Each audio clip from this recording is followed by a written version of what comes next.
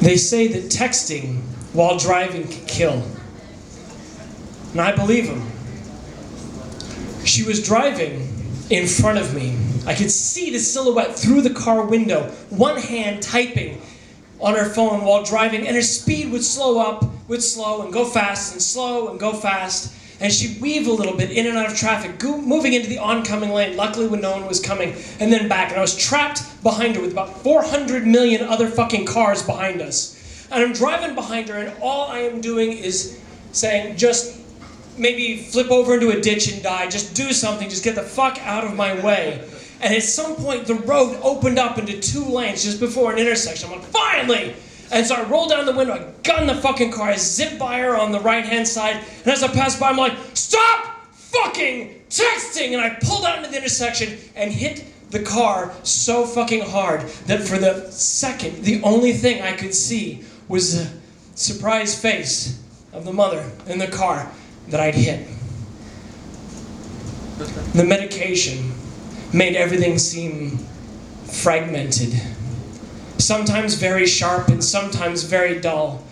And I woke up and I remember one of the doctors talking to my wife or talking to a lawyer, or because of the drugs, a lawyer who was my wife or a wife who was a lawyer, and at some point there was an agreement that parts should be replaced.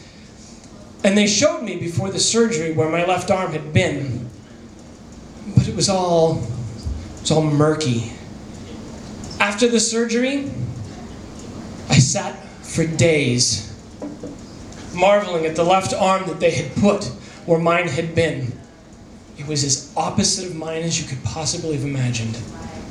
I'm no athlete, I'm not strong, I've never been in fights. The rage I have inside is pathetic rage at 18-year-old girls driving and texting at the same time.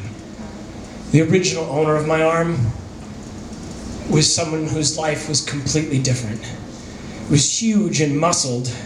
It was sinewy and tough. It was armored from all of the scars and the calluses it had. It was covered with crude tattoos, and it had scars on it. And I imagined stories behind every tattoo. And I imagined fights in some dark stairwell of a prison for every scar. And I imagined that, like those bad movies or the stories you read, that some part of the spiritus, the animus of the original owner had come through the arm and was now in me. And part of me knew I was angry.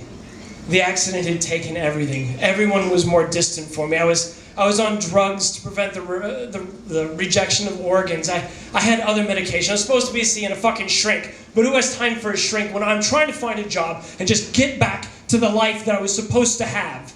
And every time I'd find myself talking to my arm, blaming it. You know why that interview didn't go well? It's because they saw the fucking tattoos. I looked like a goddamn gangster or a prisoner. That's why. This is why I can't get back to the life I had. It's your fault. And I'd blame myself for this, and I could feel the rage seeping from my arm into my body. And I'd blame it for the distance. I'd blame it for the weird look in my wife's eye. I'd blame it for the kids, even though it wasn't really their fault. They'd pull back and they'd look. And sometimes my son, who I loved so much, would move when he was supposed to be sitting still. Or he'd be sitting still when he was supposed to be moving.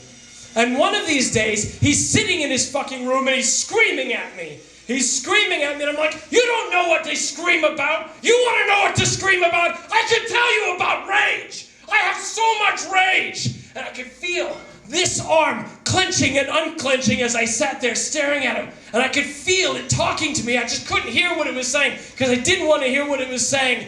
And I reached out for my son, and just as I was about to grab him and shake him, the arm came up and punched me so fucking hard in the face.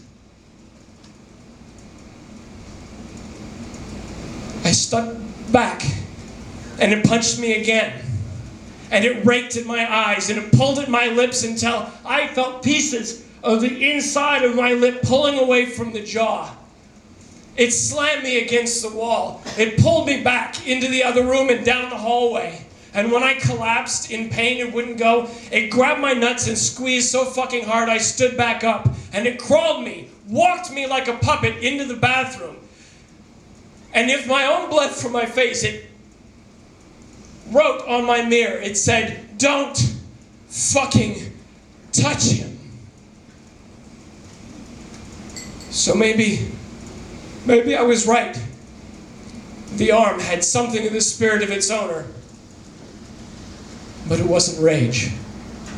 Not against anybody but myself.